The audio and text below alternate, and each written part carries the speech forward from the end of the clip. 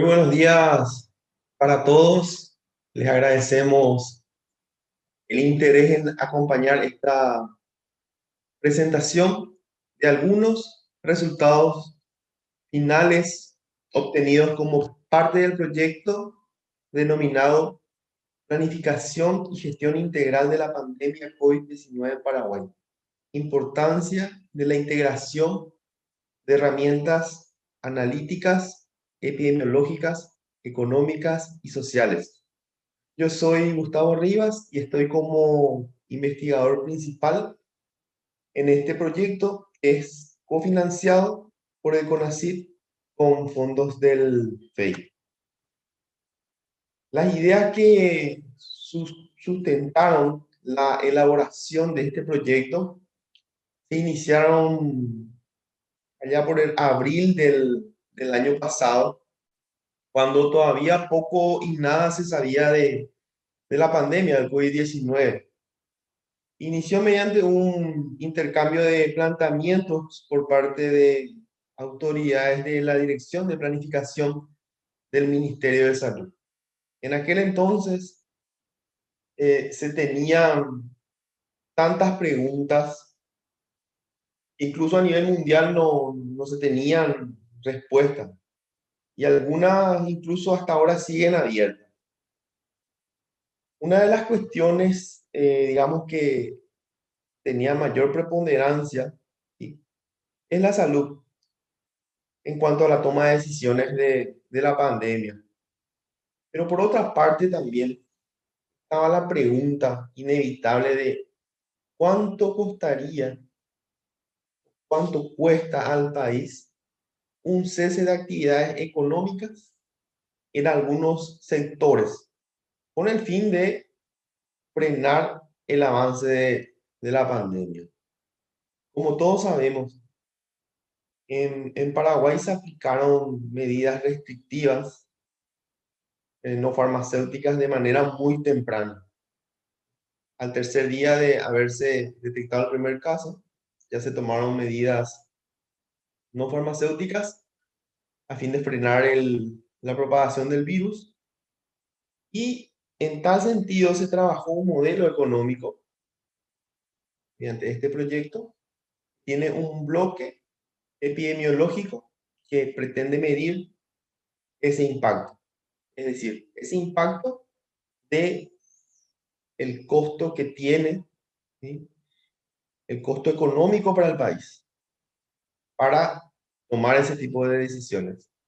Y por otra parte, desarrollamos modelos epidemiológicos para conocer un poco la dinámica de la epidemia en cuanto a infectados, hospitalizados, fallecidos, para poder hacer proyecciones y también para que ayuden a la toma de decisiones. Es por eso que hablamos de herramientas multidisciplinarias que finalmente pretenden trabajar en conjunto o alimentarse unas de otras para poder facilitar, por lo menos tener criterios bien sustentados para tomar decisiones. En la presentación de hoy tendremos dos disertaciones. En primer lugar, el doctor César Blanco va a compartir los resultados de la investigación del modelo económico. César Blanco es doctor en economía por la Universidad de Barcelona, es máster en economía por la Universidad Pompeu Fabra de España, tiene un máster en negocios internacionales por la Universidad de Ayou de Corea del Sur, es licenciado en economía por la Universidad Católica de Asunción. Actualmente se desempeña como economista investigador en el Banco Central del Paraguay. También es docente de microeconomía en el Instituto de Desarrollo, y su área de intereses son la macroeconomía y crecimiento económico. También él cuenta con varios artículos publicados en revistas de alto impacto a nivel internacional. Pero sin más preámbulos, yo le cedo la palabra a César Blanco. La temática va a ser la siguiente. Se realizará la presentación y en el transcurso sería oportuno que puedan ir apuntando algunas dudas, consultas o pareceres que tengan al respecto para que al final de la presentación podamos interactuar con el investigador, ¿sí? Entonces, adelante, César.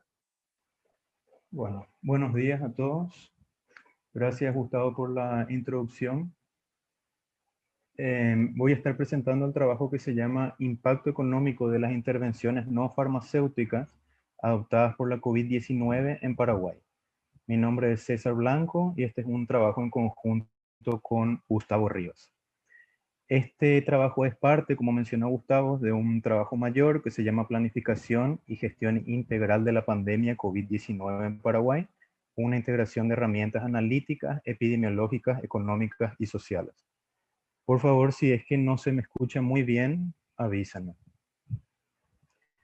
Bueno, el plan de la presentación es el siguiente. Primero les voy a mostrar un breve panorama económico que tuvimos desde la llegada del COVID-19.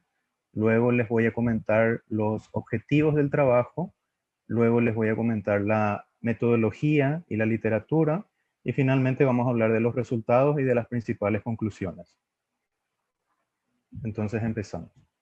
Básicamente la llegada del COVID-19 generó un impacto económico a nivel mundial, como todos sabemos. Los gobiernos, cuando llegó el COVID-19, en general implementaron intervenciones no farmacéuticas, como por ejemplo puede ser una cuarentena, con el objetivo de frenar el avance de la infección y principalmente prevenir la saturación de los sistemas nacionales de salud, ¿verdad? Hace poco el FMI lanzó un informe donde estima que la caída económica a nivel mundial para el año anterior fue de alrededor de 3,5%. Es decir, se estima que la caída del año pasado de la economía en todo el mundo fue alrededor de 3,5%. Esto es grande, sin embargo hay que decir que es menor que proyecciones anteriores que había hecho el FMI. Por ejemplo, en proyecciones anteriores en alrededor de octubre, por ejemplo, se proyectaba que la caída iba a ser mayor, que iba a ser 4,4%. Cuando recién empezaban las medidas de contención por el COVID, se estimaba que la caída iba a ser incluso mayor. Pero a medida que fueron pasando los meses y a medida que los gobiernos se fueron adaptando al COVID, finalmente termina siendo que la caída económica mundial va a ser un poco menor de lo que inicialmente se pensó. No obstante, es grande. Sí, hay que tener en cuenta que la caída de la actividad económica se estima que es mayor en países de Latinoamérica y Caribe, en alrededor de un 7,4%, que en países avanzados, donde la caída es más o menos 4,9%. Entonces, ¿qué pasó en Paraguay? En Paraguay, luego de la llegada de la COVID-19, en marzo del año pasado, la reacción fue básicamente establecer una cuarentena que fue casi total, que se caracterizó por ser bastante temprana, ¿verdad? Entonces, durante esta cuarentena estuvo en pie, se pudieron mantener los índices de infección bastante bajos y por varios meses, ¿verdad? Incluso una vez que se flexibilizaron un poco más las medidas. Sin embargo, la consecuencia, como todos sabemos, ahora fue una severa contracción económica que sobre todo se sintió al principio. Y también hay que mencionar que la caída de la actividad económica en Paraguay finalmente fue menor que en otros países de la región y también que en otros países del mundo, ¿verdad?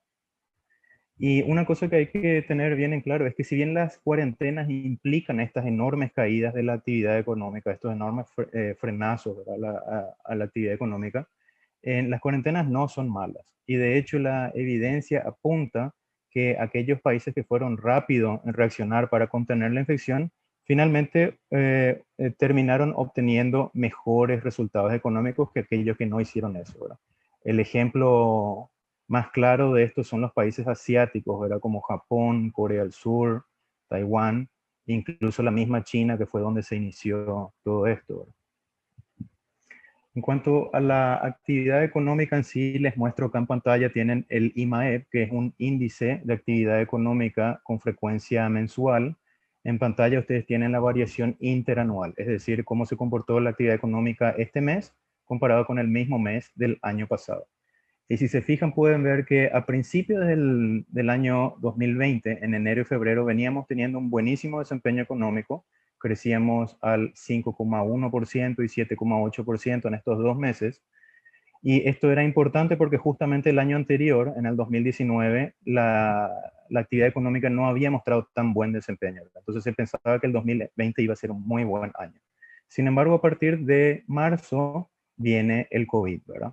Ya en el mes de marzo, si bien no fue desde un comienzo, pero en este mes se implementaron las medidas como la cuarentena y ya se siente la caída de la actividad económica, pasa de este 7,8 a un 1,1% nomás, pero es en el mes de abril donde realmente se siente la caída de la actividad económica. Y si se fijan en pantalla, vemos que en abril la caída económica fue de menos 13,1%.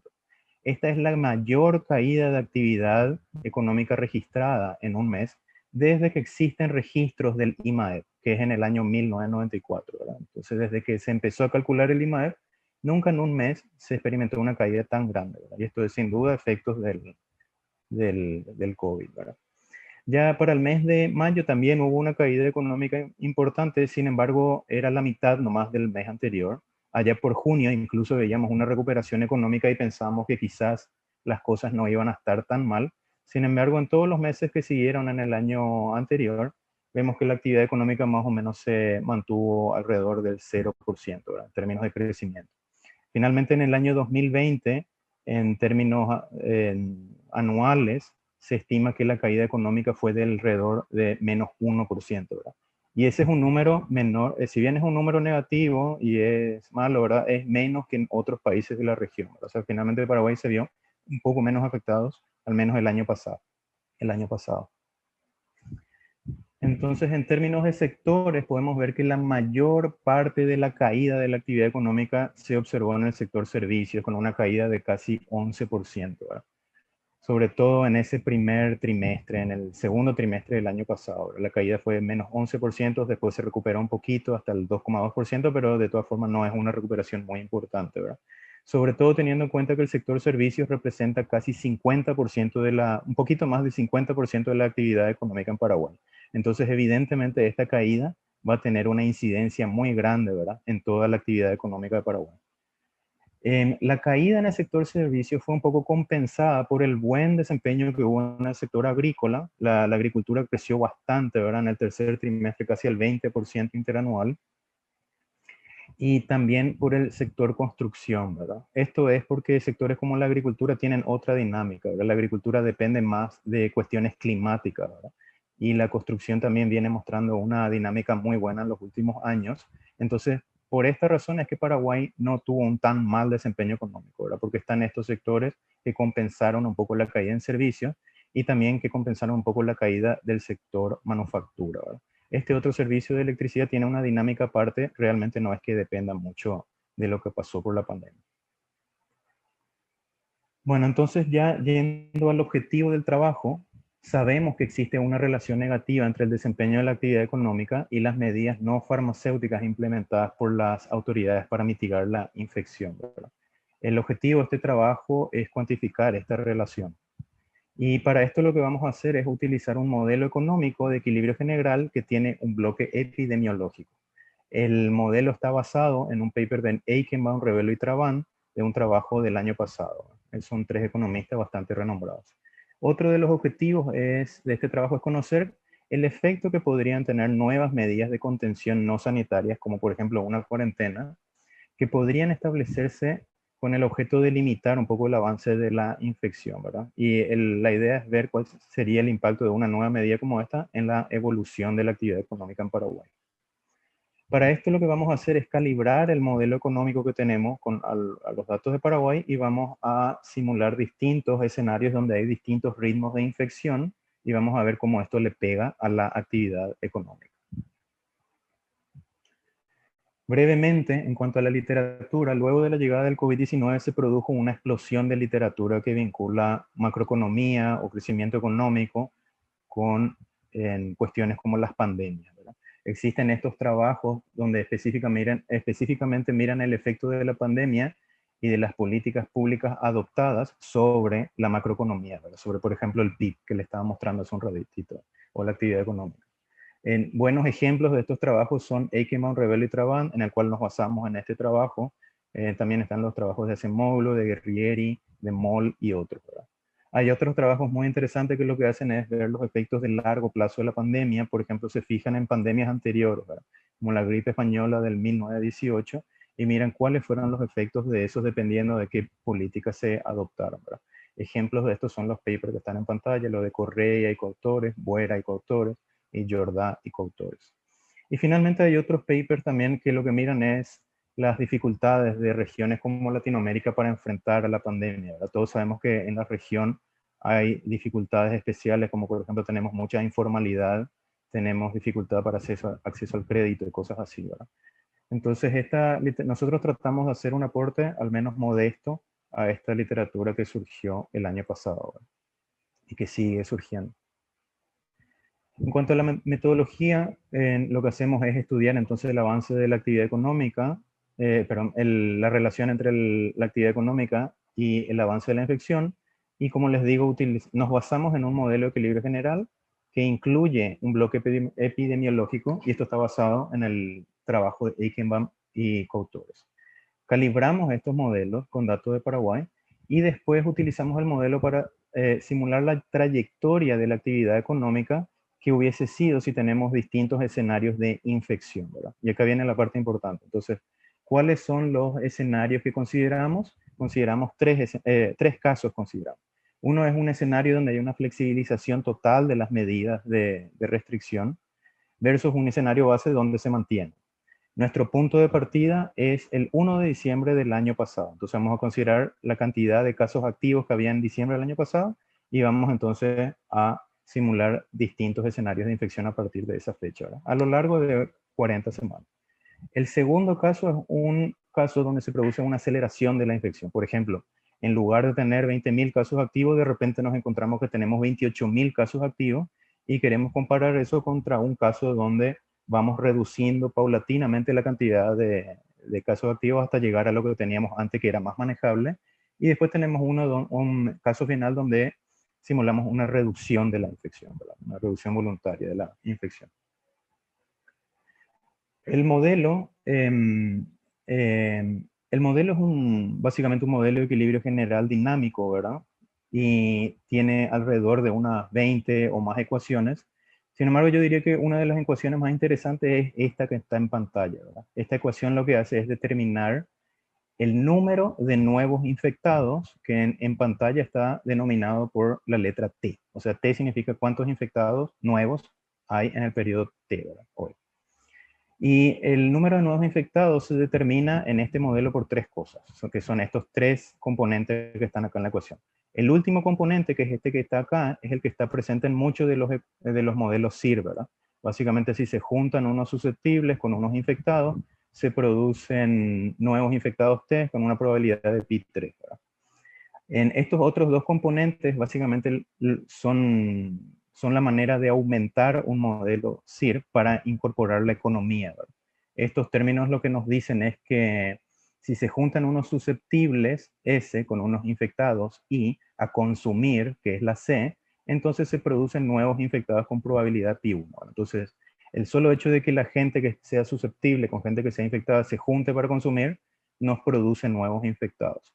Y de la misma manera, esta segunda partecita nos dice que si gente que es susceptible se junta con gente infectada, pero para trabajar, entonces se produce que el trabajo viene a estar indicado por la N, entonces se producen nuevos infectados con una probabilidad pi2, ¿verdad?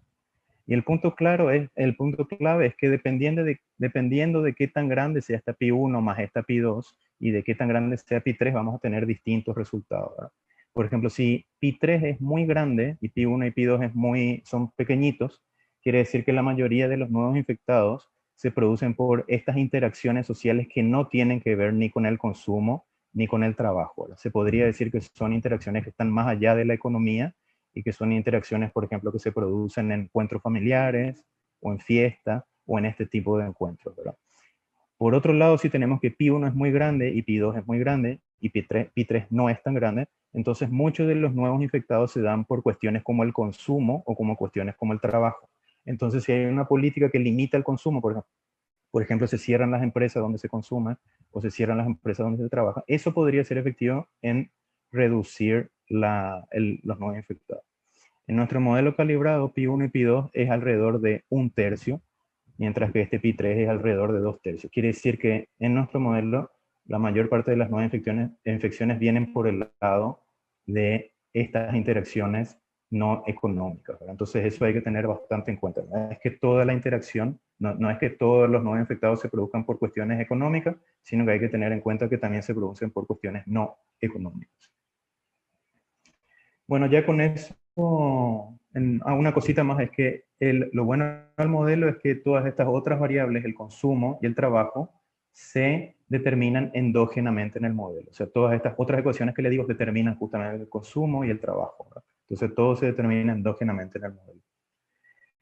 Bueno, yendo entonces a los principales resultados del trabajo, ¿verdad? Como les digo, lo que hacemos es utilizar nuestro modelo para simular cuánto sería la actividad económica si tenemos un escenario de infección, ¿verdad? Y lo que voy a hacer es, enseguida les voy a mostrar estos gráficos. Vamos a tener 3 conjuntos de gráficos como estos, y los resultados están sintetizados en esta tabla. Básicamente esta tabla lo que nos da es la relación entre actividad económica, el número de infectados y el número de fallecidos, todo en exceso. ¿Cómo se lee esta tabla? Se lee de la siguiente manera. Por ejemplo, acá tenemos los 3 casos que les voy a comentar enseguidita. En el caso 1 tenemos que para tener 3.400 menos infectados durante un periodo de tiempo de 40 semanas y para tener 183.000 menos, perdón, para tener 3.400 menos fallecidos y para tener 183.000 menos infectados, tenemos que estar dispuestos a aguantar una pérdida de actividad económica de alrededor de 3,14%. Es decir, que si tomamos medidas tales que nos producen 3.400 menos fallecidos, es decir, si podemos salvar 3.400 vidas, vamos a estar también teniendo 183.000 menos infectados, pero esa política de contener el consumo y el trabajo no genera una caída en exceso del producto de 3,14%. Esto quiere decir, cualquier cosa que pase porque la pandemia está en marcha, vamos a tener una caída del producto. Sin embargo, si queremos salvar esta cantidad de gente y tener esto menos infectado, adicionalmente vamos a perder un 3,14% del PIB. En el caso número 2, la misma cosa. Para tener 1.700 menos fallecidos y para tener 89.000 menos infectados, tenemos que estar dispuestos a tener una pérdida adicional de producto de 1,82%, ¿verdad? Y finalmente, en el tercer caso, que les voy a comentar enseguida, ¿verdad? Si es que para tener 1.100 menos fallecidos y para tener 59.000 menos infectados, tenemos que estar dispuestos a aguantar una pérdida de producto adicional de 1,71%. Entonces, lo que voy a mostrar ahora es justamente la explicación de esos casos que están sintetizados en esa tabla, ¿verdad? Lo que voy a hacer es básicamente mostrarle estos dibujos que están acá. Entonces, en el primer caso, lo que tenemos es, consideramos un escenario base, que es la línea roja del gráfico siguiente, donde el ritmo de infección se mantiene constante en aproximadamente 20.000 casos activos, que era el número de casos activos que teníamos a fines de noviembre del año 2020 o principios de diciembre del año 2020, ¿verdad?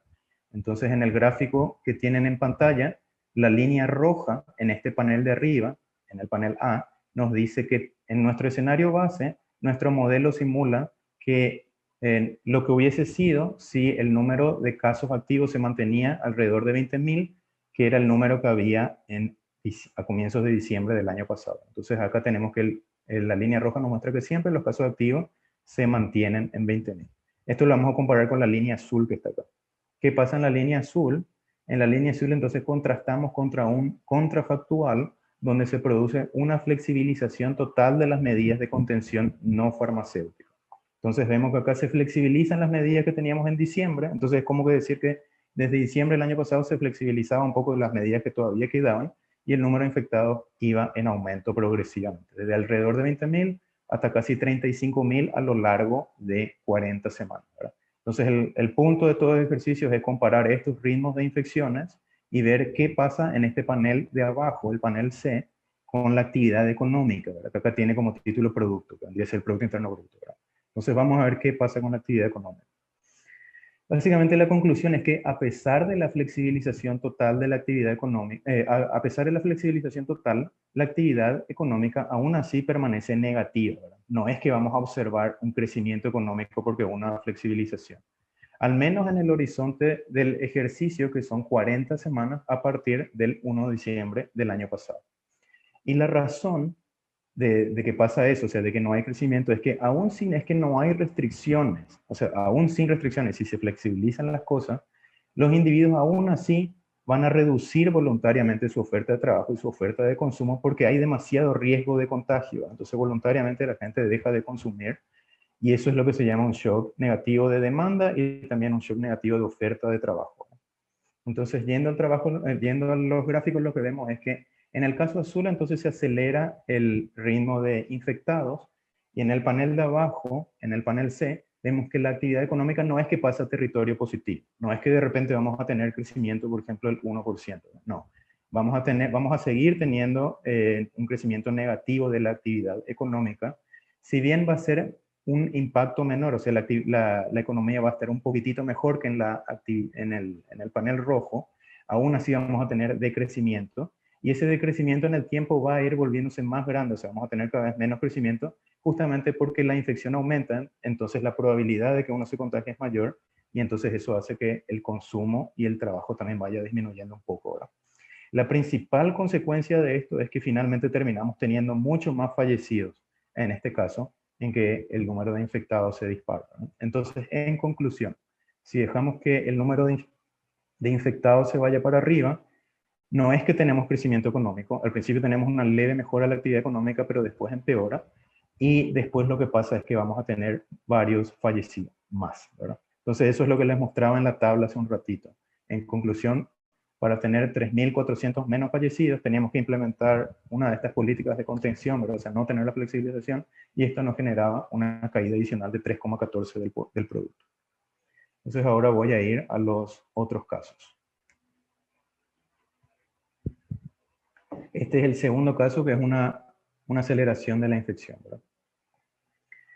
Entonces, en el caso 2 lo que tenemos es un escenario donde de repente los casos activos pasaron de 20.000 a 28.000 casos activos. Es decir, se produce un aumento de 40% de los casos activos comparado con lo que teníamos en el mes de noviembre, a fines de noviembre del 2020. Es decir, si se fijan acá en el panel A, vemos que en lugar de tener 20.000 casos activos, acá en el eje de la vertical, podemos ver que empezamos de repente con 28.000 casos activos. Se nos fue para arriba la infección. Ese es el escenario azul. Vamos a comparar esto con un escenario rojo, donde lo que pasa en el escenario rojo es que se refuerzan las medidas de contención con el objetivo de retornar a los niveles previos de infección. Entonces, esta política es tal que la infección se va reduciendo lentamente a lo largo del periodo. Por ejemplo, acá vamos a ver entonces el escenario azul, tenemos muchos casos activos y esto se mantiene. En el escenario rojo hay un esfuerzo por contener esto y va cayendo lentamente desde 28.000 hasta más o menos 20.000, que era lo que teníamos en diciembre del año pasado. O sea, estamos haciendo un esfuerzo por reducir la infección. ¿Cuál es el efecto de esto en el producto? Y esa es la pregunta, ¿verdad? Y esto es lo que está en el panel C, que está abajo. Vamos a ver cuáles son los efectos en el producto. La conclusión de este ejercicio es que el costo en términos de actividad económica de contener esta aceleración inicial de la infección se eleva a casi 12% del producto inicialmente, y la pérdida es persistente en el tiempo. En ningún momento la actividad económica supera su nivel anterior y el número de fallecidos se termina disparando, ¿no? Por lo tanto, la conclusión principal es que es muy importante no dejar que la infección se descontrole por estos costos que tenemos en términos no solo de fallecidos, sino que de actividad económica. Entonces, en pocas palabras, les muestro en el gráfico, la idea entonces es reducir otra vez el ritmo de infección que se había acelerado, y esto tiene un costo inicial grande en la actividad económica. Vemos que en la línea roja la actividad económica cae casi a 12% inicialmente, comparado con la línea azul es grande, y lo peor de todo es que la pérdida es persistente en el tiempo. O sea, esta línea roja nunca va por encima de la línea azul. Nunca nos recuperamos comparado con la línea azul. Y lo peor de todo es que el número de fallecidos se disparó en el caso azul se dispara para arriba, en el caso rojo, donde tratamos de contener, ¿verdad?, lo más que podemos, aún así terminamos teniendo muchos fallecidos, ¿verdad? Entonces, la conclusión es que estos escenarios donde los infectados se van para arriba y hay un esfuerzo por reducir otra vez y traer otra vez la infección como estaba antes, termina teniendo costos persistentes en términos de actividad económica y evidentemente, como podríamos imaginar, luego también en términos de fallecidos. El caso número 3, ya me queda poquito. A ver, el caso número 3 es parecido al caso anterior. Vamos a ver qué pasa acá. Es un escenario donde se mantiene el número de casos activos en aproximadamente 20.000, que es la línea azul. Entonces, igual, otra vez tenemos como antes, se mantiene el número, supongamos que se mantiene el número de casos activos que teníamos a fines de noviembre del año pasado, o a principios de diciembre del año pasado, se mantienen alrededor de 20.000. Y esto es como que las autoridades deciden reducir el número de casos activos progresivamente hasta llegar a un 30% menos luego de 40 semanas. Esto es como que se toma la decisión de reducir nomás el número de casos activos, porque se hubiese podido pensar que era alto inicialmente. Es un caso un poco distinto a lo que está pasando ahora. La conclusión de esto es que la caída en el producto igual es grande, igual es sensible, o sea, cuesta reducir el número de infectados, ¿verdad? Por lo tanto la caída del producto es grande. Sin embargo, la consecuencia también un tanto evidente es que el número de fallecidos termina siendo notablemente menor, ¿verdad? Entonces, como resumen de estos tres escenarios que teníamos, estas tablas, ¿verdad?, que nos vinculan la reducción en exceso de fallecidos con las pérdidas en exceso de PIB, ¿verdad? Como que para tener estos menos números de fallecidos tenemos que tener menos PIB, ¿verdad? Y finalmente les voy a mostrar un último caso, que es un escenario adicional, que me pareció muy interesante, y con esto termino, ¿verdad? Les voy a mostrar este escenario adicional, después les muestro un gráfico y después ya está. En este escenario adicional lo que tenemos es lo siguiente. Los compañeros que están trabajando en el bloque epidemiológico habían hecho unas simulaciones que seguramente les van a mostrar en la presentación siguiente, y en esas simulaciones se veía que iba a haber una aceleración del ritmo de la infección entre el 23 de enero y el 23 de marzo. Se iba a acelerar la infección. Esos modelos epidemiológicos también mostraban que si se lograba contener un poco este avance de la infección y si se reducía la transmisibilidad, o sea, el R, en un 10%, podíamos salvar aproximadamente 450 personas en este lapso de 60 días. O sea, dicho de otra manera, se va a acelerar un poco la infección en este periodo, y sin embargo, si logramos reducir la transmisibilidad, podríamos salvar hasta 450 personas aproximadamente, ¿verdad? Ahora la pregunta es, ¿cuál sería el costo económico de esto, ¿verdad? El costo en términos de Producto Interno Bruto. Y para esto justamente podemos utilizar el modelo que les acabé de mostrar, ¿verdad? Entonces, ¿cuáles son los resultados? Les voy a comentar ahora los resultados, después les muestro en el gráfico. Los resultados son que evitar aproximadamente 450 fallecidos en 60 días, ¿verdad?, a partir del 23 de enero, tiene un costo alto en términos de PIB. Es un costo alto. Es alrededor de 2,6% del PIB. Esto, si nosotros pensamos en términos de dólares, por ejemplo, si el PIB anual es más o menos 40.000 millones de dólares, 2,6% de eso vendría a ser alrededor de 1.000 millones de dólares, ¿verdad? Ese sería el costo de salvar a estas 450 personas. Y este es un costo en exceso. Tengan en cuenta que todo es un costo en exceso siempre. Es decir, que de todas formas iba a haber una caída del PIB, pero salvar esta cantidad de gente tiene un costo adicional de 2,6% del PIB, ¿verdad? ¿Y por qué es un costo alto? Y ahora eso es lo que les voy a decir, ¿verdad? Hay dos razones.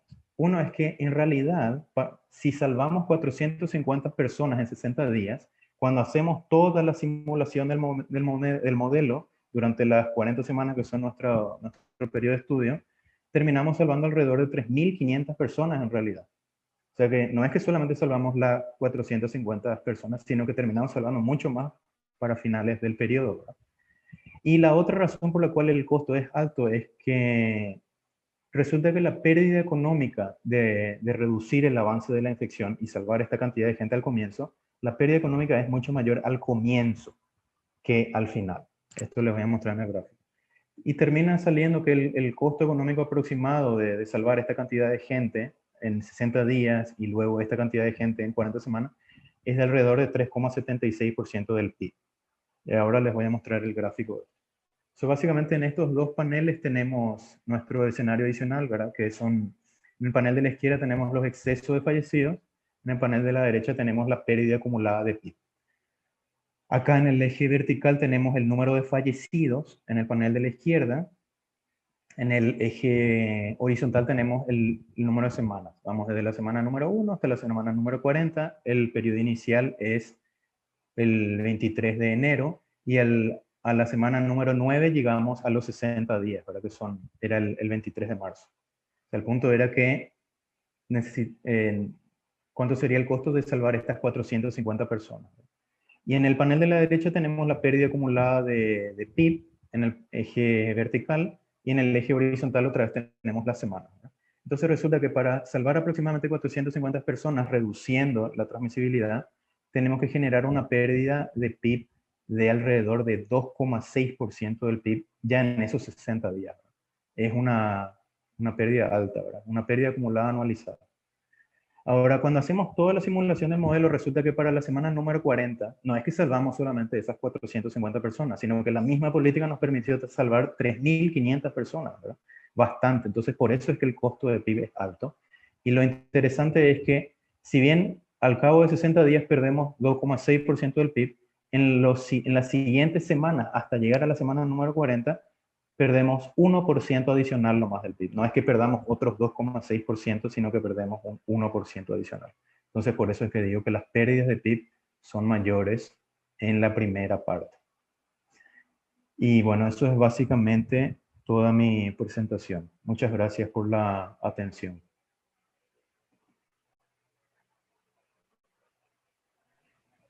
Gracias, gracias César.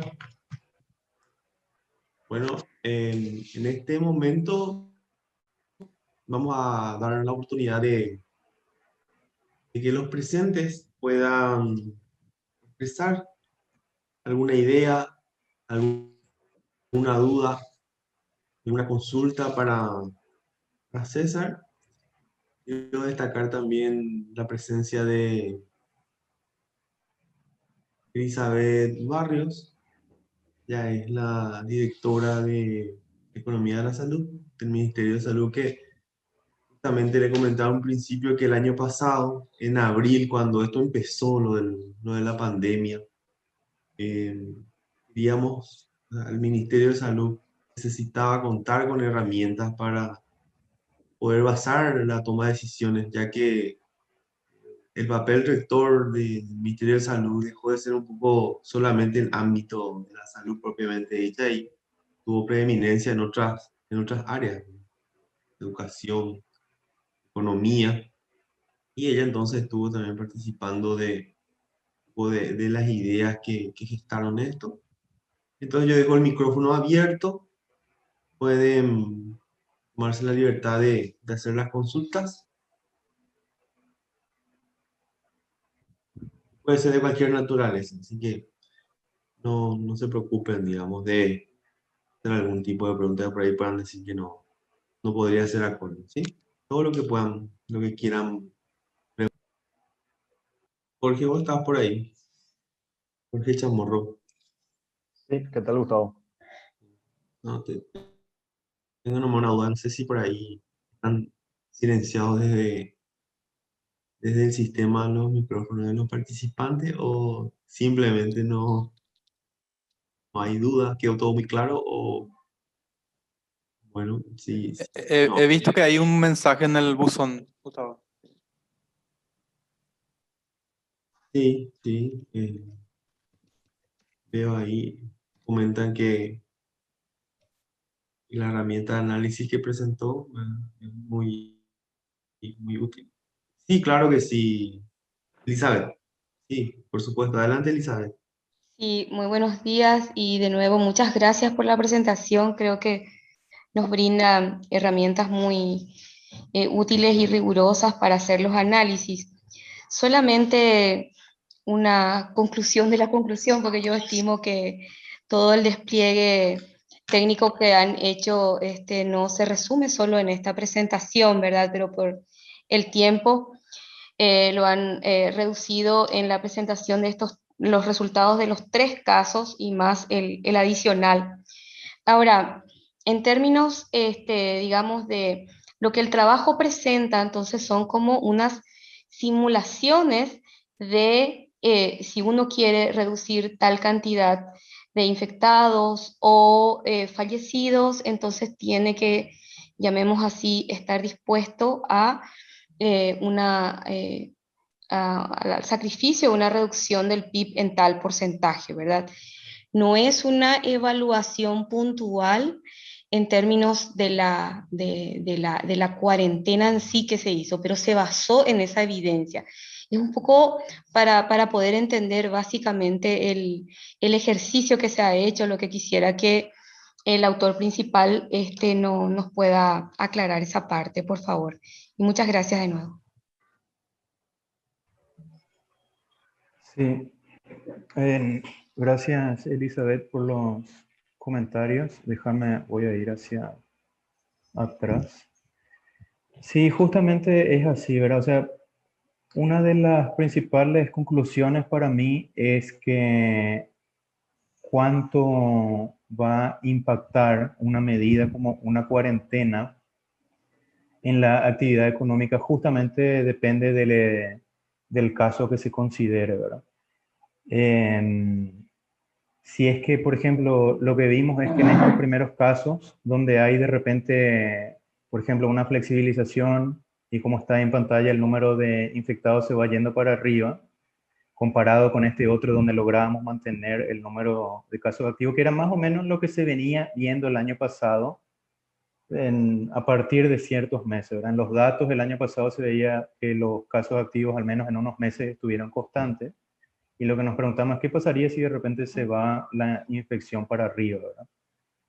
Y lo que vimos es que eso depende un poco del caso que se considere, ¿verdad? No es la misma cosa decir que los infectados se van a ir hacia arriba que, por ejemplo, este tercer caso, donde se producía una reducción de la infección, o tampoco es igual que de repente se nos va para arriba la infección y queremos traer otra vez para abajo el ritmo de la infección, ¿verdad? Otra vez va a depender de qué tan rápido querés traer para abajo el ritmo de infección en la línea roja acá, ¿verdad?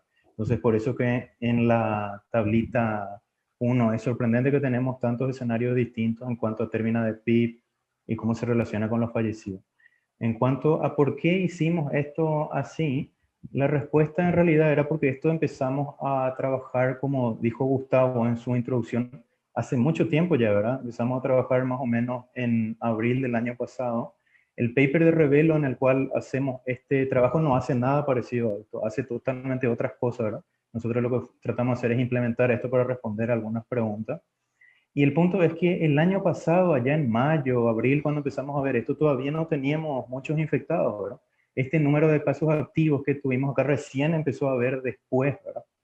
Entonces resultaba difícil al comienzo, como no teníamos estos números de casos activos, decir cuánto hubiese sido la infección, porque justamente no teníamos tantos casos activos todavía, ¿verdad? Por eso es que concluimos que una de las maneras de ver este trade-off que hay entre infectados y variación en infectados y productos sería haciendo este tipo de simulaciones, ¿verdad? No obstante, hay que mencionar que el modelo está calibrado para tratar de pegarle a los datos de Paraguay, ¿verdad? Entonces eso es lo que nos da cierto nivel de confianza para decir que los números tendrían algo de sentido, ¿verdad? Obviamente esto hay que tener en cuenta que es más que nada yo le tomaría como una herramienta cualitativa, ¿verdad? Para decir que si pasara tal cosa podemos esperar este número, ¿no? No es una proyección exacta, sino que más o menos es entendible como una simulación, ¿verdad?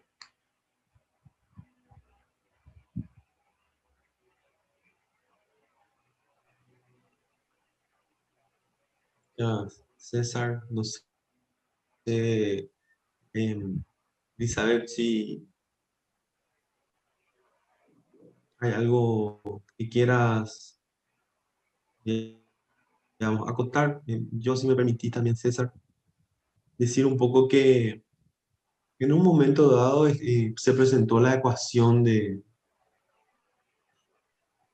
modelo, ¿verdad? Y hay que tener en cuenta que cuando se toman medidas restrictivas, no farmacéuticas, no solamente se intenta frenar la actividad económica, Pues si se fijan ahí, como explicó también César, hay tres bloques ahí.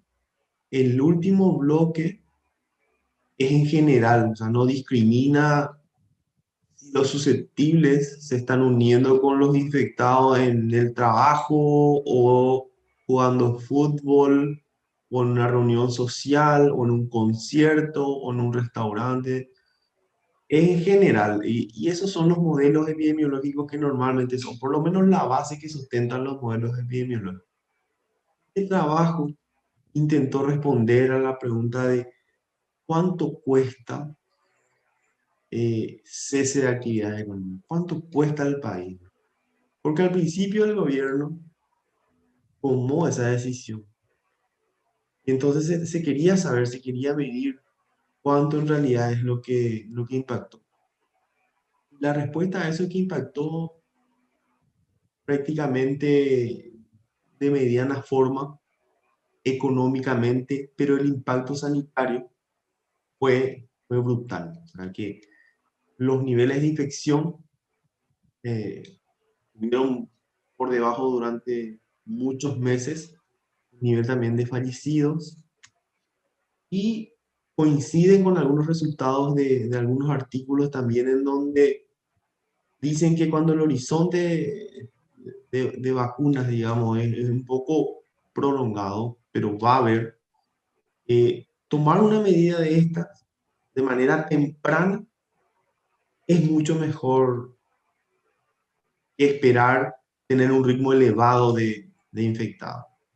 En uno de los escenarios también se simula cuando se dispara la infección. Cuesta mucho más a la economía frenar ya, empezar a bajar ese ritmo de infección cuando se disparó ya, digamos, demasiado la pandemia. Entonces, este es un trabajo que intenta contribuir con ese tipo de preguntas y bueno, ojalá que le haya gustado, interesado el tema.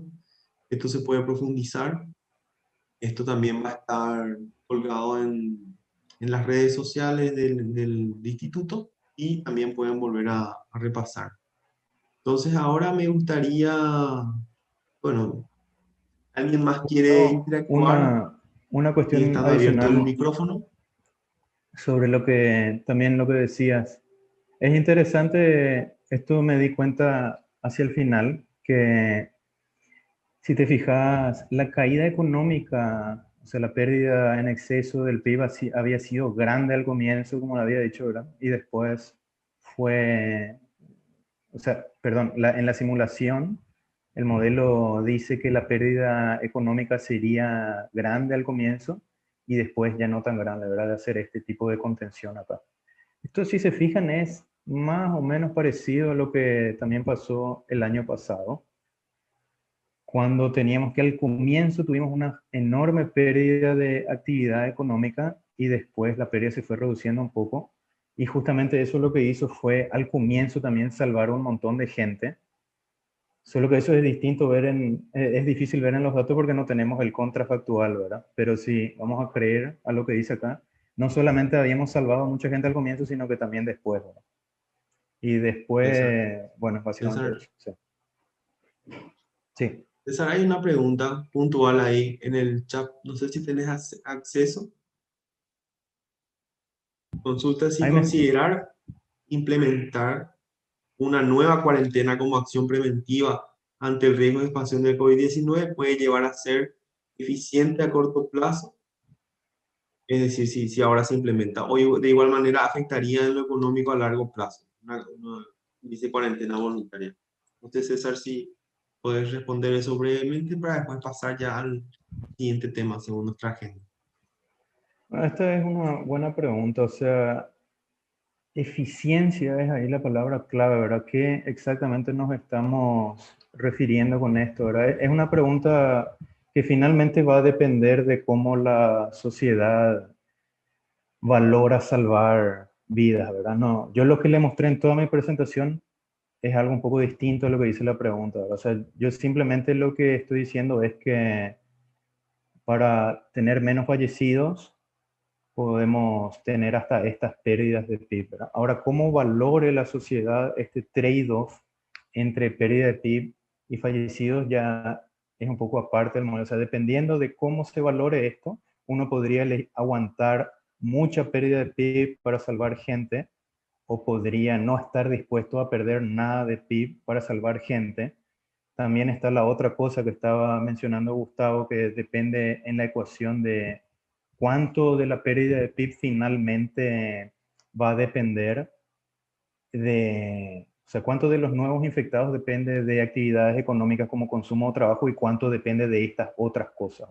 Entonces, si los parámetros cambiaron en comparación del año pasado y muchos de los contagios se dan acá, incluso si bajamos la actividad económica no vamos a poder frenar esto y sería más interesante hacer otras cosas que frenen un poco estas otras actividades no económicas, ¿verdad? Desde ese punto de vista, uno podría tratar de generar la menor cantidad de infectados, dañando lo menos posible la economía, pero para esto tendríamos que saber cuánto se da en estas otras actividades no económicas, ¿verdad? Este trabajo lo único que hace es decir que si hay un freno a la economía para salvar a unas cuantas personas, el freno va a ser mayor al principio que al final, y que podemos terminar salvando bastante gente, que es más o menos ya parecido a lo que pasó el año pasado. En cuanto a si esto es deseable o no, ya no se puede responder tanto con el modelo, ¿verdad? Dependería de cómo uno valora justamente la cantidad de gente que se salva, ¿verdad? En base a lo que vimos el año pasado, en Paraguay se valora mucho, ¿verdad? Entonces, estamos dispuestos a poner estos frenazos para frenar el número de fallecidos.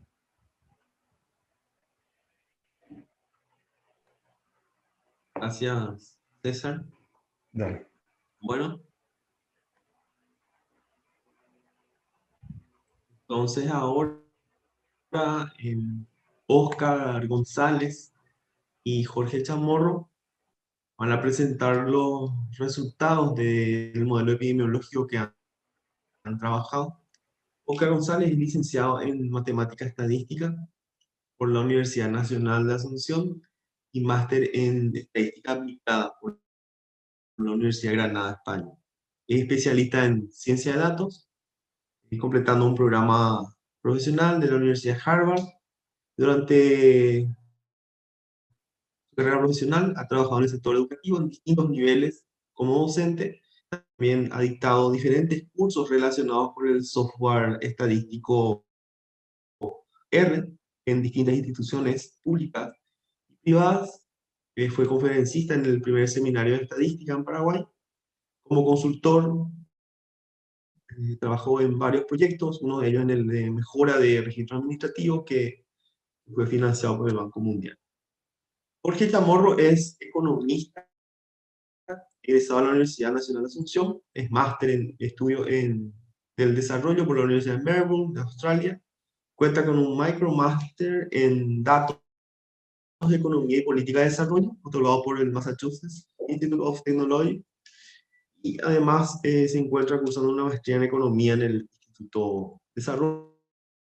Tiene experiencia en investigación, análisis económico, construcción de bases de datos.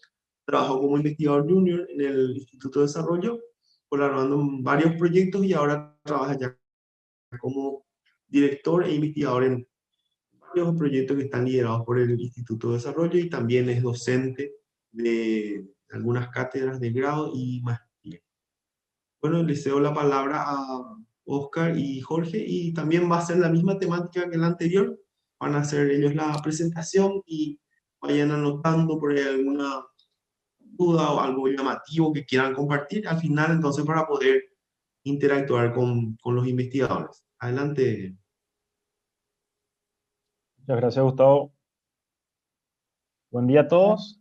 Como me presentó Gustavo, mi nombre es Jorge Chamorro. Continuando con la exposición, les presentaré los resultados obtenidos a partir del análisis epidemiológico, la que elaboramos en conjunto con el investigador y docente Óscar González. El objetivo general de este componente de la investigación es simular posibles escenarios del COVID-19 en Paraguay para el primer trimestre del 2021, utilizando modelos epidemiológicos. Como mencionó Gustavo, la motivación detrás de este objetivo es que el Ministerio de Salud tomó decisiones que se extendieron a otras áreas de la vida, ¿verdad? Como la economía, la educación y las relaciones sociales. Muchas de estas decisiones que se tomaban al principio se dieron bajo condiciones de incertidumbre. ¿Por qué esto? Porque la información a nivel mundial era insuficiente o inexistente y las metodologías que permitían una mejor toma de decisiones se estaban aún desarrollando. Actualmente, ¿verdad? La disponibilidad de información y de las metodologías, ¿verdad? Mejoró sustancialmente y pueden ser aprovechadas. Como estas últimas semanas nos han demostrado, la pandemia aún continúa y quedan difíciles decisiones que pueden ser fortalecidas mediante este tipo de metodologías. Es por ello que nuestro objetivo general es simular posibles escenarios del COVID-19 en Paraguay, que en parte fueron insumos también del trabajo presentado por César Blanco anteriormente. El objetivo tiene 4 objetivos específicos que también van a marcar la estructura de esta presentación. Primeramente, les voy a exponer el efecto de las medidas de confinamiento implementadas en la movilidad de la población. Luego le voy a describir la evolución de la pandemia del COVID-19 en Paraguay a partir de la evolución del nivel de infectados. Luego le voy a presentar una estimación del número reproductivo básico durante toda la pandemia en Paraguay. Luego, Óscar González le va a presentar la metodología utilizada para las simulaciones y proyecciones y en el número de muertes. Y por último, le voy a mostrar las proyecciones de parámetros epidemiológicos relevantes para la pandemia del COVID-19 en Paraguay. Bueno, primeramente, para describir el efecto de las medidas implementadas en Paraguay a raíz de la pandemia del COVID-19, se analizaron datos que Google pone a disposición del público en su plataforma, ¿verdad? Estos datos muestran variaciones en cuanto a las visitas a lugares de interés, categorizadas como comercios minoristas, lugares de recreación, paradas y terminales de buses y lugares de trabajo, ¿verdad? Estos datos de movilidad tienen como objetivo proporcionar información acerca de la respuesta o acatamiento de la población a las políticas destinadas a combatir el COVID-19. En este gráfico se observan los cambios porcentuales de la movilidad, ¿verdad? Lo cual se observa en el eje vertical, que se expresan como porcentaje. Este porcentaje se obtiene al comparar el movimiento de un día a la semana, por ejemplo, un lunes del periodo de la pandemia, con la media del día de la semana, es decir, la media de 5 lunes anteriores al inicio de la pandemia entre enero y febrero del 2020. Entonces, como vemos acá, la pandemia en Paraguay inició el 7 de marzo a partir de la detección del primer caso. Las medidas de cuarentena se decidieron a partir del 10 de marzo, es decir, se decretó una cuarentena total en todo el territorio. Y podemos observar que rápidamente se dio una caída cerca del 70% en la movilidad, situándose en el alrededor del 35%.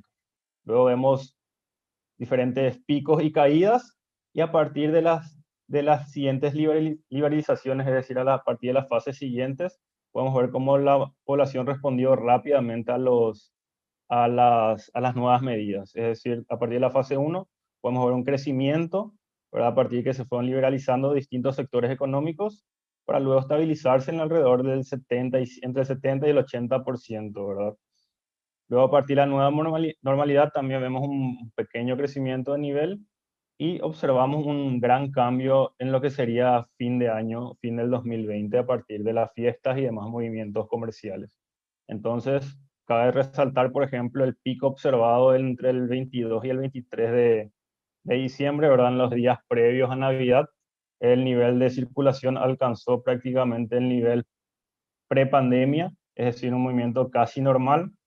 Luego vemos una caída que sería el 25 de diciembre, el día en el cual prácticamente todos los negocios estaban cerrados. Los mismos parámetros observamos para Año Nuevo. Entonces, a partir de ahí era un poco, el panorama se ponía un poco en duda, ¿verdad? Porque no sabíamos si este nivel se iba a mantener así de alto, es decir, se iba a un relajo ciudadano realmente a partir de ese punto. Pero nuevamente vemos que hubo una caída en el movimiento y se volvió a estabilizar en alrededor del 80%.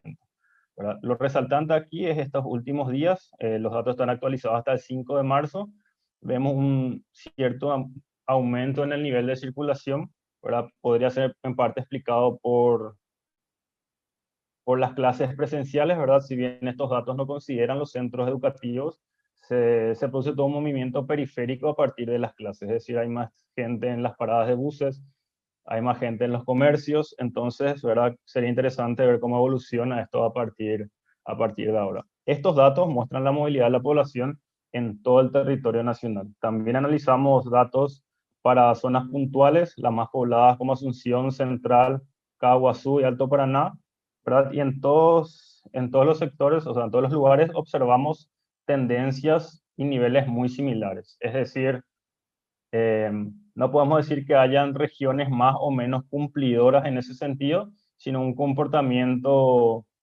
homogéneo a nivel nacional, ¿verdad? En el cual cabe destacar que la población respondió rápidamente a las liberalizaciones paulatinas. Ahora bien, para explicar un poco la evolución de la pandemia, ahora presentamos la curva epidémica, que es básicamente la cantidad de casos diarios confirmados por el Ministerio de Salud Pública y Bienestar Social.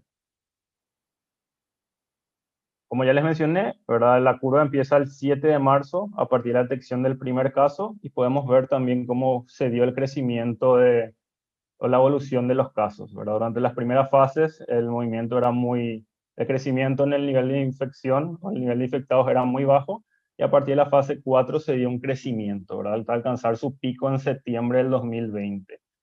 Esto lo que en principio fue un pico, después se convirtió en una meseta, lo que fue muy mencionado también, y posteriormente una caída, lo que también dio lugar a la nueva normalidad, es decir, a las nuevas normas de habilitar ciertos sectores económicos. A partir de ahí vimos una caída y luego nuevamente un repunte en lo que sería diciembre del 2021, es decir, a partir de todo el movimiento generado a partir de las fiestas. Luego vamos una caída y nuevamente un crecimiento, que es básicamente donde nos encontramos ahora o en las últimas semanas, en donde vemos varios días récords con récords de casos infectados. Entonces podemos decir que estamos aquí en una pendiente en crecimiento.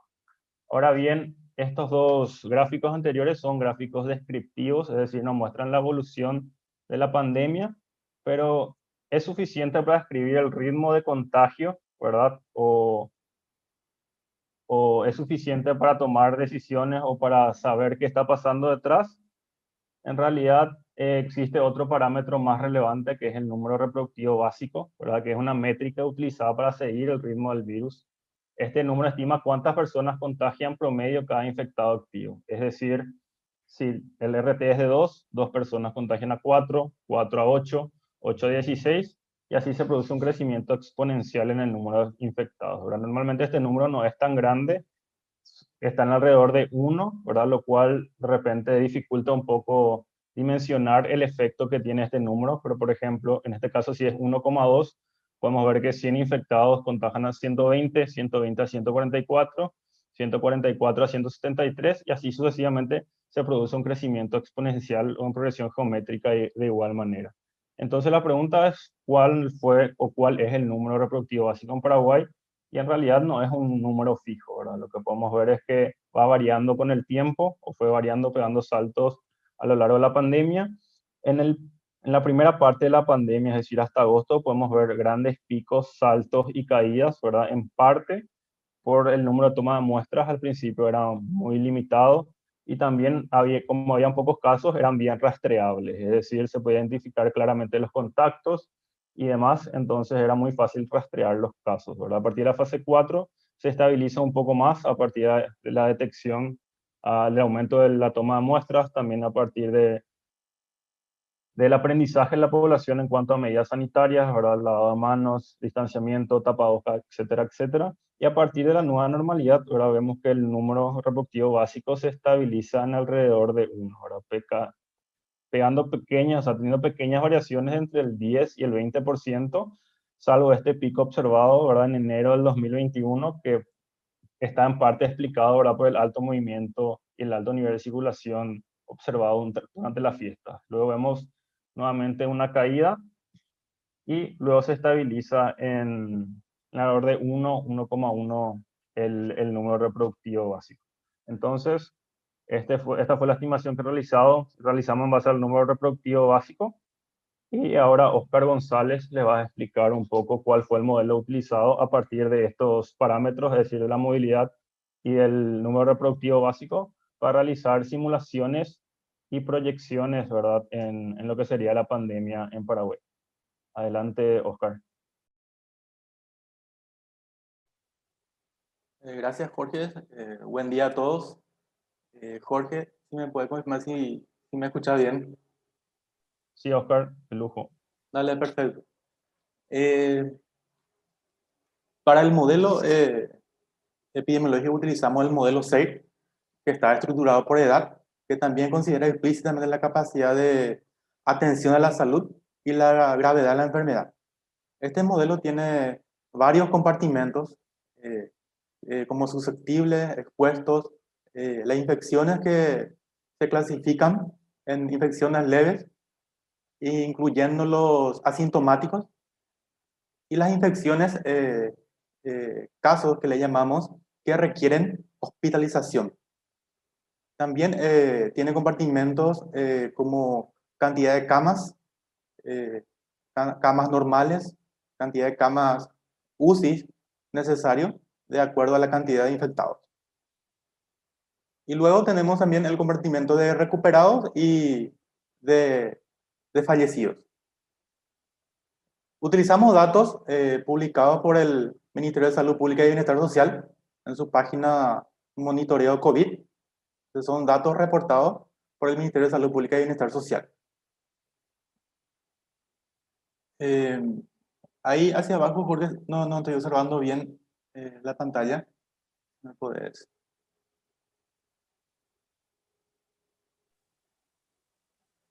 Ahí se ve completo, Oscar. El último es Informe de Movilidad Comunitaria de Google. Entonces sería el mío. Acá. Me aparece como mitad de página nomás. Si podés achicar un poquito. Bueno, entonces utilizamos datos reportados por el Ministerio de Salud Pública y Bienestar Social. El informe de movilidad comunitaria de Google, que Jorge recientemente ya le estaba comentando. Entonces, hablando más un poquito del modelo, entonces este modelo permite simular los impactos de diferentes intervenciones de control, incluido el distanciamiento social general, el blindaje específico de las poblaciones ancianas, estrategias de supresión más estrictas. Para nuestra simulación utilizamos los datos de movilidad de Google como un insumo para el modelo, considerando como el efecto que tuvo las cuarentenas en cuanto al distanciamiento social general. Entonces, en el gráfico podemos observar los puntos negros representan datos de muertes reales reportados por el Ministerio de Salud hasta el 22 de enero de 2021. Utilizamos datos hasta esa fecha para simular el modelo y para observar en el futuro las proyecciones. El modelo se puede calibrar día a día durante la pandemia. Cada día se puede ir proyectando. Lo recomendable es a 30, a máximo hasta 60 días para tener un panorama cercano de lo que se puede llegar a lo que se puede llegar a obtener. Entonces, por ese motivo utilizamos datos hasta el 22 de enero de 2021. Entonces, en el siguiente gráfico ya podemos observar nuevamente esos datos. Los puntos negros, como les dije hace rato, representan datos de muertes diarios reportados por el Ministerio de Salud. Y la línea roja que están observando ahí en el medio es el ajuste del modelo SEIR. Entonces ahí se observa que el modelo calcula el comportamiento de la cantidad de muertes a partir de la línea vertical que marca el 22 de enero de 2021. La línea roja representa una proyección del número de muertes para los meses de febrero y marzo de 2021. Entonces, ahí ya permitía entonces anticipar un posible escenario de cantidad de muertes si se mantiene el nivel actual de intervenciones, de infecciones, el ritmo actual.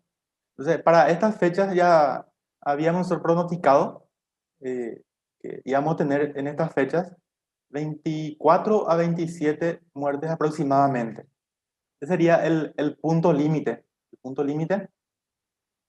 A partir de ahí, si vuelve a subir la cantidad de muertes, obviamente la curva roja va a ir más hacia arriba. Los datos de fallecidos tienen el inconveniente de que llegan con retraso. Las muertes tardan en producirse más o menos 2 o 3 semanas desde el contagio. O sea, son datos que en cierto sentido nos hablan del pasado de la epidemia, pero la ventaja que tiene es que aunque no sean datos perfectos, son registros más precisos que los casos confirmados. Sabemos que los casos confirmados que observamos actualmente es simplemente una parte del total, porque el sistema no puede detectar a todos los infectados, incluyendo, por ejemplo, a los asintomáticos o los que tienen infecciones leves. Son muy difíciles de detectar. Bueno, entonces ahí observamos en la gráfica que a partir de la fase 4, en coincidencia con la fase 4, empezó a despejar la cantidad de muertes, llegando inclusive a cerca de 30. Después en la era de la nueva normalidad, empezó a descender esa cantidad, fluctuando entre 12 y 18 muertes aproximadamente. Entonces, hoy en día estamos observando tanto en la movilidad como el valor del RT también está en ascenso, la cantidad de infectados también. Entonces, estamos en una fecha muy complicada, sería un punto de inflexión en cuanto al valor del RT. Sabemos que si sube el valor del RT, también afecta directamente a la cantidad de muertes. Bueno, el modelo en sí considera también, como dijimos hace rato, datos considerando grupos etarios. Grupos etarios, por ejemplo, tiene parámetros como probabilidad de hospitalización por edad, probabilidad de desarrollar síntomas graves por edad, probabilidad de muerte por infección grave no tratada, probabilidad de muerte en caso de insuficiencia hospitalaria no grave que se trate, probabilidad de muerte de infección grave que se trata, y muchos parámetros más que se puede fácilmente cambiar en el modelo y ajustando a los datos de Paraguay. En nuestro caso, utilizamos los datos conocidos y los parámetros no conocidos, nos guiamos por la literatura existente hoy en día. Y una vez ajustado el modelo, a partir de ahí se puede realizar proyecciones y ver qué podría pasar en el futuro, considerando si sigue el ritmo normal o si el RT sube o baja cierto porcentaje. En esas proyecciones, Jorge entonces nos va a estar comentando más sobre eso. Gracias, Oscar. Así como mencionó Oscar, ¿verdad? Esta proyección parte del supuesto que el RT y el nivel de movilidad en este punto del 22 de enero se iba a mantener constante, ¿verdad? Entonces podemos ver cómo la línea roja, ¿verdad? Va aumentando y va llegando en alrededor de 24 a 27 muertos para marzo, que básicamente es lo que estamos observando estos días, ¿verdad? Entonces podemos decir básicamente que se mantuvo, ¿verdad? El ritmo de la infección y que es básicamente este escenario el que se está presentando hoy en día. Pero ¿qué puede pasar si hay un cambio o si se hubiera presentado un cambio en el RT o en el nivel de movilidad? Entonces, justamente para ver estos escenarios, simulamos escenarios epidemiológicos, ¿verdad? Teniendo en cuenta el RT. Y realmente es muy difícil saber cuánto disminuirá el RT en respuesta a nuevas intervenciones o cuánto puede aumentar cuando las intervenciones se relajan, ¿verdad? Entonces, lo que partimos de la literatura para saber cuánto puede variar y también en base a la experiencia en Paraguay Y lo que encontramos es que es muy difícil que el RT caiga al mínimo observado, ¿verdad? Durante la cuarentena total, en la cual se limitó el movimiento de todo el territorio. Y también es muy difícil que alcance el máximo observado cuando las medidas aún no estaban siendo respetadas, no existía conocimiento o no se inculcaba el lavado de manos, el uso de tapabocas y demás. Entonces, tenemos que tener en cuenta esto para las proyecciones, ¿verdad? Que el RT es muy difícil que alcance el mínimo observado en Paraguay y también que alcance el máximo. Entonces, a partir de esto, simulamos dos posibles escenarios, ¿verdad? Para Paraguay, en los cuales consta o realmente es una proyección de 60 días para el número de muertes diarias y ocupación de camas de cuidados intensivos o de terapia intensiva a causa del COVID-19 partiendo del 22 de enero del 2021, que es la última fecha de actualización de datos, ¿verdad? Que les presentó Oscar. En el primer escenario, ahora simulamos una reducción del 10 y del 20% en el número reproductivo básico. En el escenario 2, simulamos un aumento del 10 y el 20% también en el número reproductivo básico para saber que cómo cambia el número de muertes y el número de ocupación de camas en terapia intensiva, ¿verdad? Escogimos estos dos parámetros, primeramente porque el número de muertes, o sea, la cantidad de muertes es uno de los principales flagelos de la pandemia y también es un parámetro muy útil para hacer proyecciones, debido a que, como sabemos, los casos diarios detectados son simplemente una fracción del total o la punta del iceberg, como siempre escuchamos, y es mucho más difícil que haya un subreporte de muertes. Entonces, es una medida muy útil para realizar proyecciones. Y también del número de camas UTI, porque es verdad una variable muy importante, porque si se sobrepasa la capacidad total del sistema de salud, ¿verdad? Ahí llega un colapso del sistema y también a un aumento del número de muertes. Entonces, por eso que elegimos esas dos variables para proyectar. En este gráfico se muestra la proyección del escenario 1, ahora como les dije, partiendo el 22 de enero del 2021. La línea negra representa, ¿verdad?, la evolución que tiene la pandemia sin ningún cambio en el RT, es decir, si se haya mantenido, en caso que se haya mantenido constante. Entonces vemos que para estos meses, o sea, para marzo, nos esperamos entre 24 y 27 muertes, y esta línea eh, vertical naranja representa el día de ayer, ¿verdad? En donde observamos en un reporte del ministerio 24 muertes, ¿verdad? Según esta proyección, era 25 o 24, entonces podemos ver que es un buen ajuste y que estamos siguiendo de alguna manera esta tendencia con algunas variaciones, pero estamos siguiendo esta tendencia. Ahora, la pregunta es, ¿qué hubiera pasado si el número reproductivo básico se hubiera reducido en 10% en el 22 de enero? Es decir, si hubieran tomado medidas restrictivas o medidas de confinamiento más estrictas. Entonces, eso es lo que nos representa la línea azul, ¿verdad? Simula el escenario, en un caso, una reducción del 10% en RT, y podemos ver una caída, ¿verdad? Automáticamente una caída en el número de muertes, y en caso de que ese escenario se hubiera dado, ¿verdad? No hubiéramos esperado a esta altura en alrededor de 13 muertes, es decir, en lugar de tener 24 o 27 muertes, tendríamos entre 13 y 15 muertes. Entonces, eso es lo que hubiera pasado. En su momento fue una proyección, porque teníamos los datos actualizados a este momento. Hoy podemos ver qué hubiera pasado, pero también esto, como dijo Oscar, estos modelos pueden ser calibrados automáticamente para hacer proyecciones a corto plazo a partir de los datos obtenidos.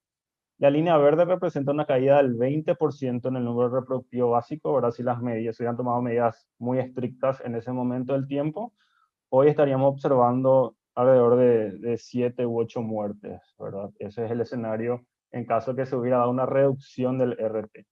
En cuanto a la ocupación de camas UCI o UTI, ¿verdad? Podemos ver siempre la línea negra representa el caso sin cambios, es decir, la evolución sin cambios a partir del 22 de enero, y podemos observar que a esta altura, que durante marzo, vimos una ocupación de alrededor de 330 camas UTI a causa del COVID-19, o sea, estrictamente por casos graves de COVID-19, lo cual también se acerca bastante a la realidad.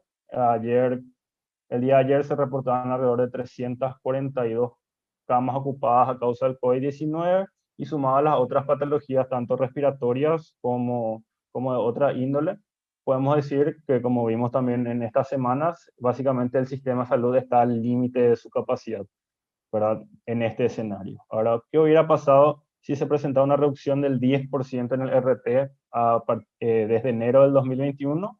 A esta altura, podíamos haber visto una reducción de casi el 50%, es decir, tener alrededor de 170, 160 camas de terapia intensiva ocupadas a causa de casos graves de COVID-19, y en caso de una reducción del 20%, nada más que 100, 110 casos. Entonces, básicamente eso hubiera sido el escenario, ¿verdad?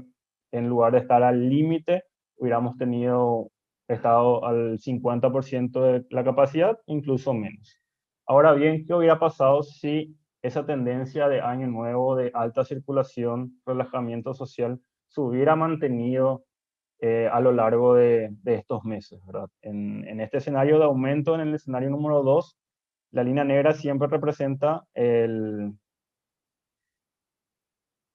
la tendencia sin cambios, es decir, conservando la movilidad y el RT constante en lo que vimos en enero del 2021, y podemos ver siempre que se presentarían alrededor de 24 o 25 muertes, ¿verdad? La línea azul representa el día de ayer, que como les mencioné, básicamente es lo que observamos. Ahora, ¿qué hubiera pasado si hubiera aumentado el RT en ese momento del tiempo? Es decir, si hubiera aumentado en un 10%, básicamente la cantidad de muertes se hubiera duplicado a casi 50, y si hubiera habido un aumento del 20% en el RT, hubiéramos alcanzado las 90 muertes a esta altura del tiempo. Entonces, esto es básicamente lo que nos dice que hubiera pasado si realmente se mantenía ese relajamiento o esa movilidad observada durante el mes de diciembre, ¿verdad? Mes correspondiente a las fiestas. Entonces, básicamente eso es lo que nos muestra. Hubiéramos visto a esta altura ya el doble de muertes, o incluso más, dependiendo de qué salto hubiera pegado el RT.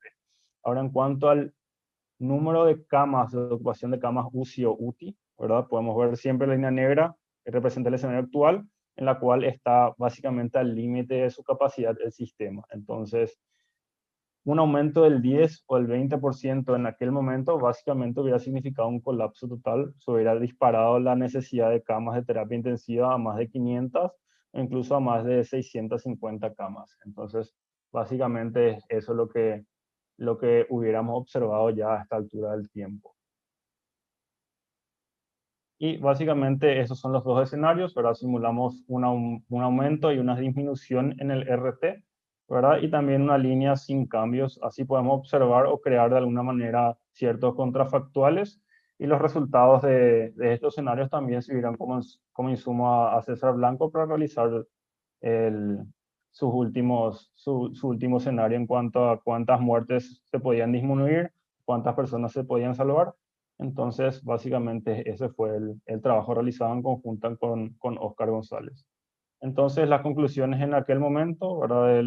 Como para el primer trimestre, es que las medidas de mitigación deberían estar orientadas mínimamente a mantener sin cambios el ritmo de la pandemia, que fue básicamente lo que sucedió, ¿verdad? Se mantuvieron constantes las medidas, entonces seguimos el ritmo actual, y no se hubiera considerado prudente relajar las medidas de aislamiento en el corto plazo en ese momento. Entonces, básicamente es lo que sucedió y es lo que podemos observar ahora. A partir de hoy o de una nueva actualización de datos, también podemos generar proyecciones a corto plazo como para ver qué tipo de situaciones tenemos, de manera de hacer comparaciones, y también de comparar, como hizo César, con otros parámetros, con el costo económico de realizar eso y con otras variables, ¿verdad? Que son de interés en este tipo de toma de decisiones.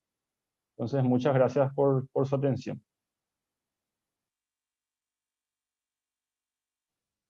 Gracias, Jorge. Gracias,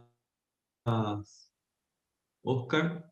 Bueno, este es el momento que queremos que ustedes ya participen, hagan algún tipo de consulta. Así que queda el espacio abierto para ustedes, para poder interactuar tanto con Jorge como con Oscar.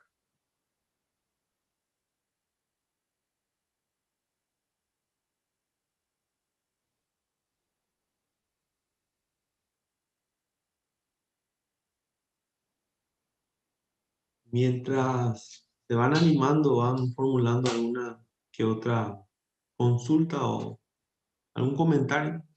Les quiero decir que el ritmo de contagio, la velocidad, tienen que imaginarse ustedes que si yo les digo, por ejemplo, me estoy desplazando a velocidad constante, ¿qué idea ustedes tienen sobre eso? Estoy yendo a una misma velocidad, pero yo no les estoy contando a ustedes a qué velocidad me estoy yendo. ¿A qué quiero llegar?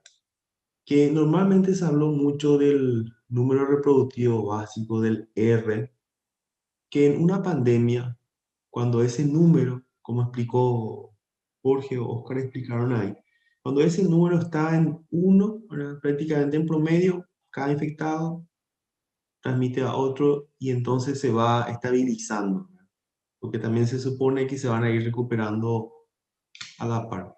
Pero cuando tenemos nosotros muchos casos activos, igual cuando ese parámetro epidemiológico esté ahí rondando el 1, esté un poco por encima o por debajo, la cantidad de contagios sigue siendo elevada. Entonces nosotros hacemos unos escenarios en donde variamos 10%, parece mucho, pero si notamos ahí el umbral que el RT en una pandemia, cuando es 1, se supone que eso está controlado, obviamente no está en expansión, y el 10% de 1 es 0,1. Hablamos de un RT 1,1 nomás. Y 1,2 cuando aumenta o cuando disminuye. Pareciera, digamos, en porcentaje parece mucho, en el valor absoluto, digamos, de esa medida es poco, es mínimo, pero el impacto a largo plazo sí es. ¿Por qué? Porque eso es exponencial. Así como mostró él, 2 contagian a 4, 4 a 8 y así sucesivamente. Entonces, acá empiezan a animarse. Esther, vamos a ver un poco. Pueden usar sus micrófonos también, ¿verdad? A no ser que esté por sistema bloqueado, pues yo entiendo que no, ¿verdad? Esther Pedroso dice, esta es una plataforma disponible al público. La pregunta va para Jorge y Oscar, ¿verdad? Y entiendo que, Esther, te referís a si el código de programación o los resultados están en una plataforma disponible al público.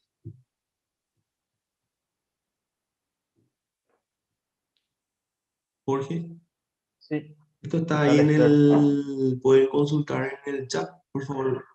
Sí, sí, Leo.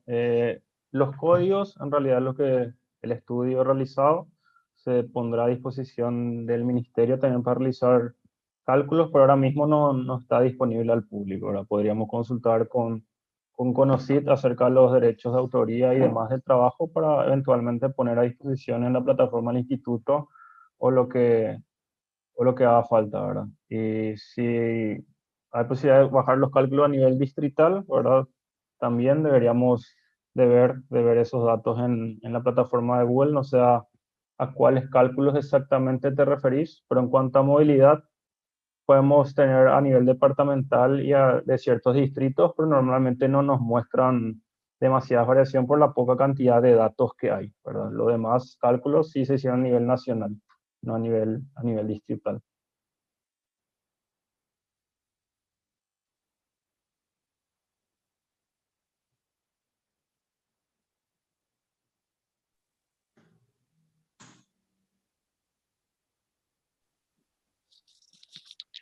Añadiendo más a lo que dijo Jorge, sí se puede bajar eso a nivel departamental, distrital, siempre y cuando tengamos los datos suficientes para poder realizar los cálculos.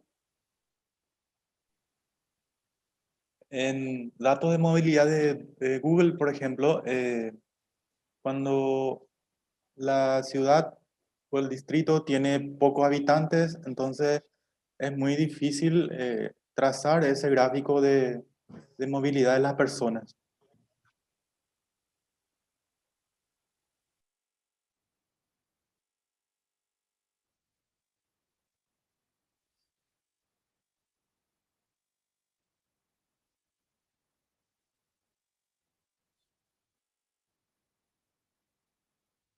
Bueno, también contarle un poco de qué son las simulaciones y qué es un modelo matemático. Un modelo matemático lo que intenta es simular un comportamiento, pero como el comportamiento humano en general eh, es muy complejo, a veces los modelos matemáticos quedan cortos y ahí es donde las autoridades del Ministerio de Salud interpretan mucho mejor los resultados, porque de repente un modelo te puede dar algunas tendencias y también, como ya dijo en la anterior presentación, César, se interpretan como datos algunas veces cualitativos sobre de qué puede ocurrir, ¿verdad? Entonces, una de las conclusiones de este trabajo de epidemiología es que pequeña variación en el ritmo de contagio desemboca ya en una saturación del sistema sanitario. Y así también, pequeña variación en la desaceleración, o sea, o en bajar el ritmo de contagio, nos brinda a nosotros un respiro otra vez para el sistema de salud pública, en general el sistema de salud del país. Después está la pregunta por detrás. ¿Qué hay que hacer para poder frenar esto? Y eso ahí lo que respondemos un poco es que ¿dónde hay más interacciones? O sea, ¿qué es lo que nos obliga a salir muchas veces? El trabajo. ¿Sí? Y a partir del trabajo se genera también consumo y esas interacciones. Y ahí es donde se ven los contagios. Entonces, y también en las interacciones sociales, el carácter social. Así que, uniendo todas esas cosas, tenemos que tener en cuenta que y desde el gobierno se implementan medidas.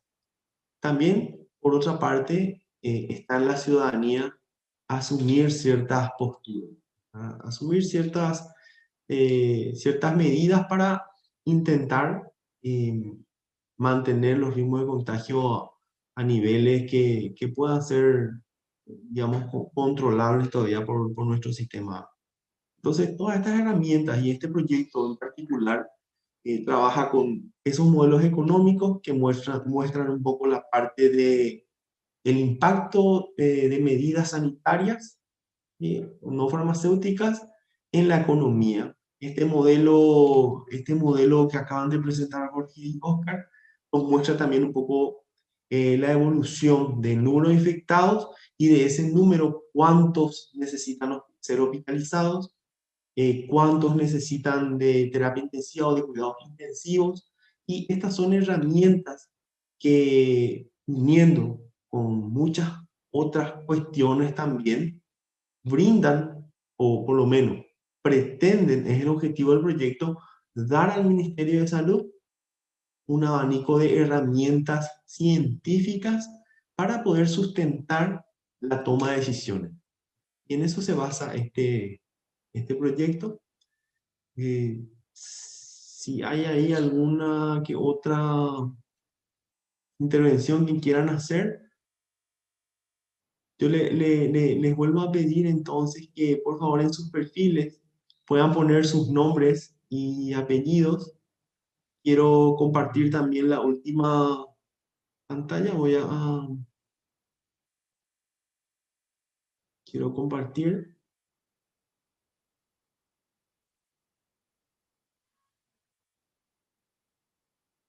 Entonces, para tener un poco en cuenta, a ver si se está viendo ahí lo que estoy compartiendo. Sí, ¿Se ve? sí, Bueno, se ve. este taller, bueno, en la totalidad, por ahí algunos que pudieron entrar no desde el principio, está siendo grabado y también el link va a estar disponible en las redes sociales y se le va a enviar también ese link junto con el certificado de participación. Por eso es importante que en su perfil pongan su nombre y apellido para poder identificarlos. Y bueno, también que puede esto ir a la carpeta de spam. Y que si no reciben su certificado, por favor, entonces si pueden apuntar este email, es horacio.baez desarrollo.edu.pi. Entonces, básicamente, contactar con él si no están recibiendo en el transcurso de la semana que viene. Por nuestra parte, agradecer una vez más la participación y bueno, creo que no hay nada que agregar. Margarita tiene un comentario, dice que los modelos son buenos instrumentos para conocer mejor la situación y tener una perspectiva. Sí, sería bueno que se dé a conocer el trabajo, dice. Sí, Margarita, gracias. Y estos trabajos, también el informe en extenso fue entregado al ministerio, ellos son Ministerio de Salud, ellos son los que, digamos, son los consumidores directos de estos trabajos y también el documento técnico va a estar disponible en extenso en la página del Ministerio, perdón, del Instituto de Desarrollo. Y por otro lado también se está viendo para ponernos en formato artículo y poder hacer las publicaciones en revistas científicas. No sé, Jorge, si puede dar entonces el cierre final y